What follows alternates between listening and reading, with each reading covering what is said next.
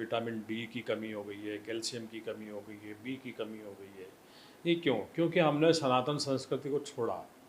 अन्यथा हम प्रातःकाल सूर्य उदय के पहले उठते थे और जो सूर्य की लालिमा लिया हुआ प्रकाश था तो हम उसे जल अर्पण करते थे। तो उस समय जो किरणें आती है वो हमारे शरीर में जिस एंगल से प्रवेश करती है वो हमारे हमारे अंदर विटामिन डी का निर्माण करती है। अब हम उसको फॉलो नहीं कर रहे, तो अब लगभग लगभग आधी आबादी विटामिन डी की कमी की शिकार हो रही है। इसी तरह कैल्शियम से कमी की शिकार, बोन्स की प्रॉब्लम हो गई। इसी तरह से आप संक्रांति पे आप देखते होंगे कि पूरे दिन पतंग उड़ाने का विधान है।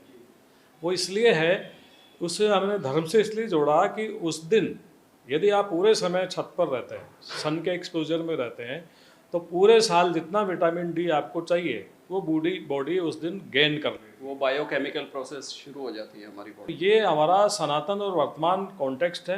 वर्तमान कॉन्टेक्स्ट में भी सनातन को हम यूँ भी देख सकते हैं कि हमारे सोने उठने का टाइम, उसको देखिए आप।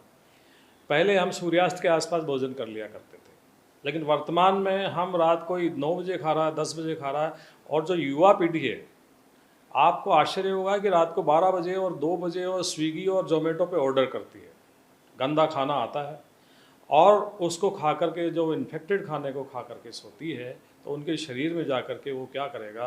और हमारी यहाँ ओल्ड सेइंग है कि स्वस्थ शरीर में ही स्वस्थ मन का विकास होता है और पहला सुख हमने निरोगी काया को माना है। तो हमारा सनातन हमें ढेर सारी चीज़ें सिखाता है।